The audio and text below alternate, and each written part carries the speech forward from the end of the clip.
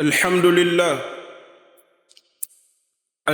لله وحده، والصلاة والسلام على من لا نبي بعده، وأشهد أن لا إله إلا الله وحده لا شريك له لا شبيه له ولا ولد، وأشهد أن سيدنا محمدًا عبده ورسوله خير من أنزل إليه الكتاب فيه رشدا.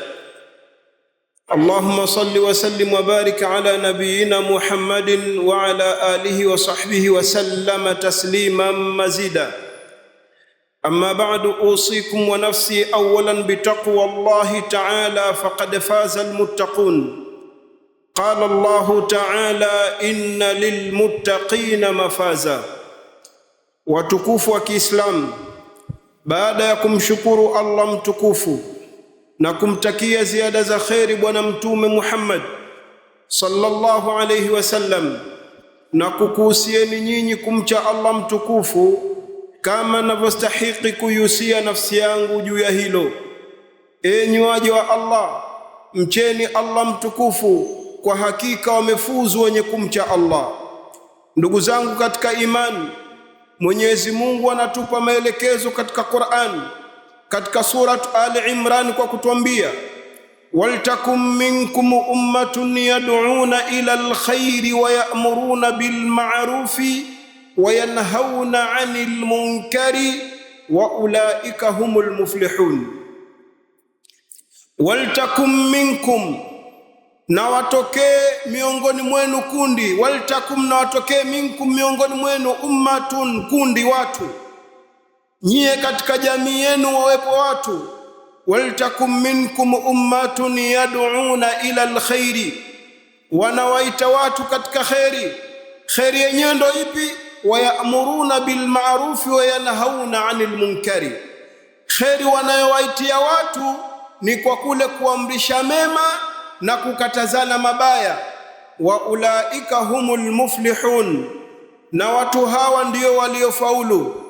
Ibadallah, enyi waja wa Mwenyezi Mungu, wanadhania watu Waislamu walio wengi katika zama hizi kwamba Mwenyezi Mungu alitaka waweko baadhi ya watu maalum, kazi yao ni kuamrisha mema na kukataza mabaya, au ndo wenye kazi hiyo.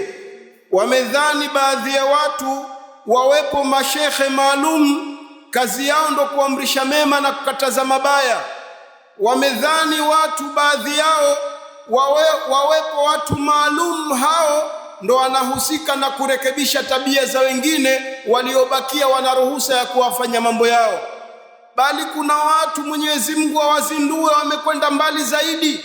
Wanasema hayo mambo ya kuamrisha mema na kukataza mabaya ni yenu nyie mashekhe, na sisi tuna mambo yetu haya huku. Wallahi inna hadha la fitna. Hakika huu ni mtihani mkubwa kabisa. Kwa nini? Kwa sababu Mtume Muhammad sallallahu alaihi wasallam anasema katika hadithi iliyokuja katika Sahih Bukhari na Muslim, Mtume anasema: man raa minkum munkara, yoyote mwenye kuona uovu, falyughayyiruhu biyadihi, basi auondoshe kwa kutumia mkono wake. Katika tafsiri iliyokuwa ya kushikwa kwanza ni tafsiri ya Qur'ani kwa Qur'ani yenyewe, na tafsiri ya pili ni Qur'ani kwa hadithi ya Mtume. Sasa Mwenyezi Mungu katuambia litokee kundi. Hilo kundi liwepo katika hali gani? Mtume anabainisha kundi la mwanzo katika kuondosha uovu liwe lina uwezo wa kuondosha kwa kutumia mkono. Jiekeni katika hali zenu, wawepo watu wawe na uwezo kabisa waweze kuondosha uovu kwa mkono. Fa in lam yastati fa bilisanihi, kama hawezi kuondosha uovu kwa mkono, basi atumie mdomo wake. Na Qur'ani imeeleza vizuri kwenye kuutumia mdomo kwenye kuondosha uovu. Mwenyezi Mungu mtukufu anasema: ud'u ila sabili rabbika bilhikma walmau'idhatul hasan, ita watu katika njia ya Mola wako, sawa ukiwaamrisha watende mema au ukiwakataza waache maovu, bilhikma, kwa utumie hekima, walmau'idhatul hasana, na utafute mawaidha yaliyokuwa mazuri, maneno yenye mnasaba kwa ile hali ya mkoseaji. Kwa hiyo kila mmoja katika Waislamu ana hali yake inayomwajibisha kuamrisha mema au kukataza uovu kwa pahala alipo, sio kazi ya watu fulani peke yao. Na Mtume sallallahu alaihi wasallama akabainisha hali nyingine, akasema fa in lam yastati' fa biqalbihi, kama hawezi kuondosha uovu kwa mkono kwa sababu ya hana mamlaka. Mwenye mamlaka ya kuondosha uovu kwa mkono ni yule mwenye amri ya kutumia nguvu katika dola, huyo ndo ana uwezo wa kuondosha kwa mkono akatumia nguvu. Na mwenye mamlaka ya kusema ni yule aliyesoma akaelimika kwa wadhifa alionao na kwa anayestahiki kuambiwa. Si kila anayekosea huambiwa anapokosea. Kuna wakoseaji wanapokosea huambiwa uko pembeni, kama viongozi wa dini na maulama wanawazuoni. Hawezi akakosea shekhe wetu, mtu akaja mbele ya kiriri akaanza kumsema hapa, anamdhalilisha. Au kiongozi akakosea, mtu akasimama kwenye membari akamnyosha moja kwa moja, hasa anakosea. Huyu kwa sababu Mwenyezi Mungu Subhana amewajibisha kutiiwa kwa kiongozi na amewajibisha kutiiwa kwa alim shekhe, kadhalika amewajibisha heshima zao kulindwa. Wakikosea wanakosolewa huko pembeni, hawaachwi. Kwa hiyo anayesema kwenye kukataza uovu anatakiwa akataze uovu kwa nafasi alionayo. Kama hawezi kusema kwa lile ovu analoliona kwa ukubwa wake na udhaifu wa nafasi ya kusema, fabiqalbihi, kwa muda huyu atachukia moyoni mwake, wadhalika adhafu al-imani, na hiyo ni imani dhaifu katika daraja za kiimani. Ibadallah, enyi waja wa Mwenyezi Mungu, leo tumekuwa tuna mtihani na msiba mkubwa kabisa, kwamba kaumu ya watu haioni jambo la kuamrishana mema baina yao na kukatazana mabaya baina yao kuwa ni wajibu wao wa dini wa mwanzo kuliko kusaidiana kwenye haja zao za kimaisha. Suala la kuamrishana mema baina yetu siye katika mitaa, misikiti, kwenye baraza tunazokaa, kwenye vijiwe vyetu tunavyokunywa kahawa, kwenye karata zetu tunazocheza, kwenye masoko yetu tunayouza na kununua, kwenye pirika zetu za kimaisha. Suala la kuamrishana mema ni wajibu wa mwanzo kabla ya suala la kumsaidia mtu kwenye maisha ya kawaida, na ndo rehma za Mwenyezi Mungu ziko hapo. Yaqulullahu subhanahu, Mwenyezi Mungu anasema walmu'minuna walmu'minatu ba'dhuhum awliya'u ba'd, waumini wa kike na waumini wa kiume wao kwa wao baadhi yao ndo wanakuwa vipenzi. Upenzi wa waumini wa kike na waumini wa kiume unapatikana wapi? Yaamuruna bil ma'rufi, upenzi wao unakuja kwa sababu wao wanaamrishana mema, wayanhauna anil munkari, na wanakatazana maovu, wayuqimuna salata, na wanasimamisha swala kwa pamoja, hawaachani. Wayuqimuna salata, wanasimamisha swala, wayutuna zakata, na wanakuwa wanatoa zaka hawa. Wayuti'una Allaha wa rasulahu, na wanamtii Mungu na mtume wake kwenye kuyatekeleza hayo. Yepi? Ya kuamrishana mema, ya kukatazana mabaya, ya kusimamisha swala na kutoa zaka. Haya wanayafanya si kuridhishana wao baina yao au kumuonesha mtu mwingine kuwa tunafanya. Yuti'una Allaha wa rasula, wanafanya hayo kumtii Mungu na mtume wake. Ulaika, watu wenye kufanya maisha yao katika mfumo huu, sayarhamuhumullah, hawa ndo watarehemewa na Mwenyezi Mungu. Tusijiulize tatizo liko wapi. Tatizo liko hapo, hatuamrishani mema tukakatazana mabaya, rehma za Mungu zimeondoka. Inna Allaha azizun hakim, Mwenyezi Mungu ni mshindi wa jambo lake, hajawahi kushindwa. Ana hikma ya amri zake na makatazo anapoyaleta, ana maana yake kwamba faida mkiamrishana mema itarudi kwenu, na hasara msipoacha kukatazana mabaya itarudi kwenu.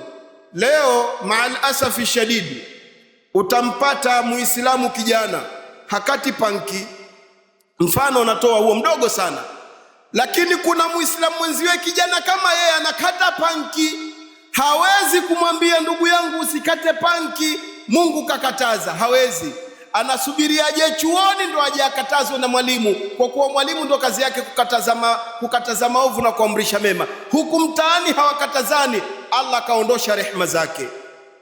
Leo ndugu yetu ana harusi yake, kaamua kuweka dufu wanawake na wanaume, mchanganyiko ule, mchanganyiko haramu ule. Hatokei ndugu yake akamzindua akamwambia, ndugu yangu we, hili ndufu ni haramu, huu mchanganyiko, eka kama la wanawake watupu sehemu iliyostirika, hakuna mwanamme, mbona furaha yako itakuwa njema na umebaki katika sheria? Mara Rasulullah sallallahu alaihi wasallam fi judrani almadina, siku moja mtume alipita min judrani almadina, katika sehemu za pembezoni kwenye vikuta vya mji wa Madina. Faraa niswa, akawaona wanawake yadhribna bidufihinna, wakipiga lile dufu lao. Walipomuona wakasema maneno, nahnu jarun min bani najjari marhaban ya khaira almukhtari. Nahnu jarun, sisi ni majirani, min bani najjari, kutoka katika kabila la bani najjari, marhaban ya khaira almukhtari, karibu ewe mbora uliyetaguliwa. Faqala lahunna rasulullah, mtume akasema kumaanisha kile wanachokifanya ndicho, wanawake peke yao wamejitenga. Inna allaha a'lamu, wallahi Mungu anapenda, anajua. Inni la uhibbukunna, lamul muzahlafa, hiyo inaonesha taukidi, hakika yangu mimi ninawapenda nyie Banu Najjari. Kwa hichi kitendo cha wao, wamekaa wanawake watupu kwenye heshima, wanaonesha furaha yao ya harusi kwa mwenzi wao. Leo aeke mmoja wao furaha ya wanawake watupu kwenye dufu lisilokuwa na nyimbo ndani yake, ndo atamsema kwa ubaya, lakini akiweka na nyimbo ndani yake ndo anamsema vizuri. Kumbe alitakiwa huyu arudishwe katika sheria, lakini nani wa kukataza ilo ovu? Kila mmoja anaona halimuhusu. Hawa wako nje ya rehema za Mwenyezi Mungu. Unamuona sa mtoto wa mwenzio mwanamme anaanza kuwa na tabia za kike, unanyamaza kimya, unasema ukimwambia mwenzio kwenye jicho lako kuna jiti, wewe kwenye jicho lako kuna boriti, hujaliondosha, ondosha lako kwanza. Tumechukua falsafa za kishaitani tukazitia katika akili, tahamaki, jamii inapotea. Wala ahadu yuharrik sakina, wala hakuna mtu ameondosha ukimya akasema. Watu wanaondolewa kwenye rehema za Mungu, jamii inaharibika. Mtoto wa kike miaka 13 bali 10-15 anajipamba kuliko anavyotakiwa ajipambe mama yake mwenye mume, wala hakuna mtu anayesema. Watu wote wamenyamaza, rehema za Mungu zimeondoka. Ndugu zangu katika imani, ubora wa huu umma umekuja kwa sababu ya kuamrishana mema na kukatazana mabaya. Allah mtukufu anasema, kuntum khaira ummatin ukhrijat linnasi ta'muruna bil ma'ruf wa tanhauna 'anil munkari wa tu'minuna billah. Nyinyi ndio umma bora mliotolewa kwa ajili ya watu. Kwa nini? Kwa sababu mnaamrishana mema na mnakatazana mabaya na mnamuamini Mwenyezi Mungu. Kisha Allah akasema, walau amana ahlul kitabi lakana khairan lahum, laiti wangaliamini walioteremshwa kitabu ingelikuwa ni bora kwao. Minhumul mu'minun, wako baadhi ya watu wa kitabu wachache ni waumini. Wa aktharuhumul fasiqun, na wengi wao walikuwa ni wahuni. Uhuni gani waliokuwa na ahlul kitabi mpaka Mungu akawaita wahuni? Na kwa sababu hiyo Allah akawalaani, na sisi kwa utaratibu ule ule tunawafuata. Na sisi leo wengi tumechukua tabia hiyo ya kuwa wahuni, kisha Mwenyezi Mungu atatulaani. Walikuwaje? Lu'ina alladhina kafaru min bani Israila, Mungu anasema lu'ina alladhina kafaru, walilaaniwa wale ambao waliokufuru, min bani Israila, katika kizazi cha Banu Israila, ala lisani Dauda wa Isa ibn Maryam, kwa kutumia ulimi wa Nabii Daudi na Isa ibn Maryam. Kwa nini walikuwa wanafanyaje?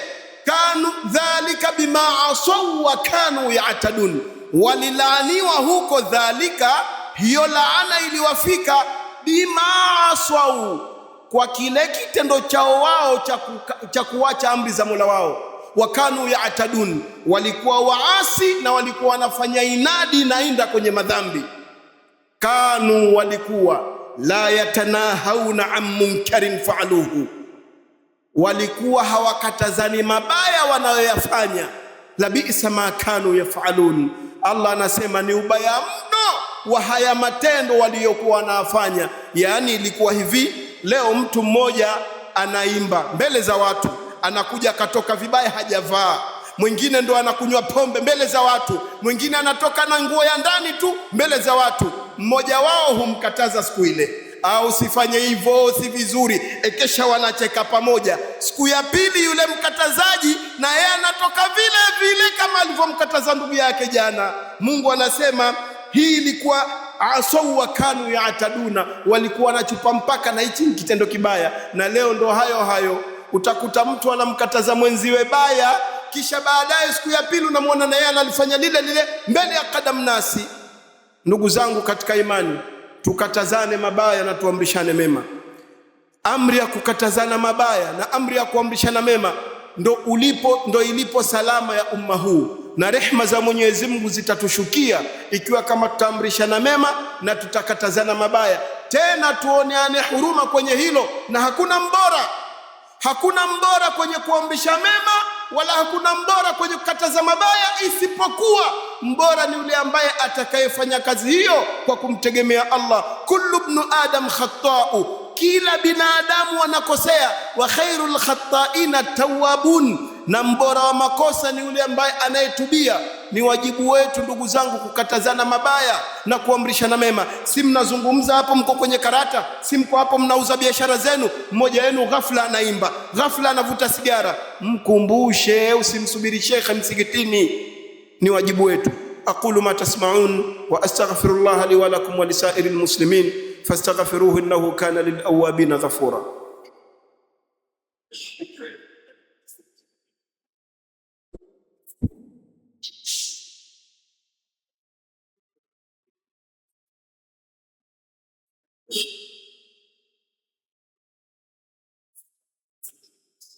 إن الحمد لله على إحسانه، والشكر له على توفيقه وامتنانه، وأشهد أن لا إله إلا الله وحده لا شريك له تعظيما لشأنه، وأشهد أن محمدا عبده ورسوله الداعي إلى رضوان عباد الله.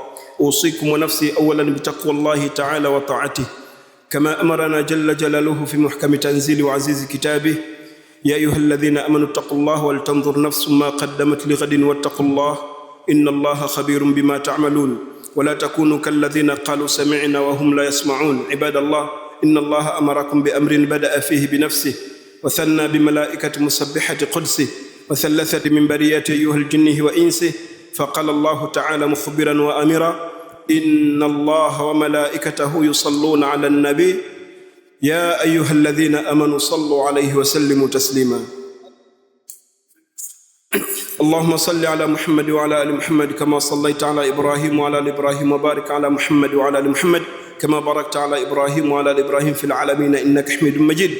رضي الله عن الخلفاء الراشدين المهديين أبي بكر وعمر وعثمان وعلي، وعن الصحابة أجمعين، وعنا معهم برحمتك وكرمك يا قوي يا عزيز يا متين. ربنا تقبل منا إنك أنت السميع العليم، وتب علينا إنك أنت التواب الرحيم، واجعل هذا بلدا آمنا مطمئنا سخاء رخاء وسائر بلاد المسلمين. اللهم اصلح ولاة المسلمين أجمعين، اللهم اصلح ولاة المسلمين أجمعين، اللهم اصلح ولاة المسلمين أجمعين برحمتك يا أرحم الراحمين. ربنا آتنا في الدنيا حسنة وفي الآخرة حسنة وقنا عذاب النار. اللهم اغفر للمؤمنين والمؤمنات والمسلمين والمسلمات الأحياء منهم والأموات برحمتك يا أرحم الراحمين. سبحان ربك رب العزة عما يصفون، وسلام على المرسلين، والحمد لله والشكر لله رب العالمين. وأقم الصلاة.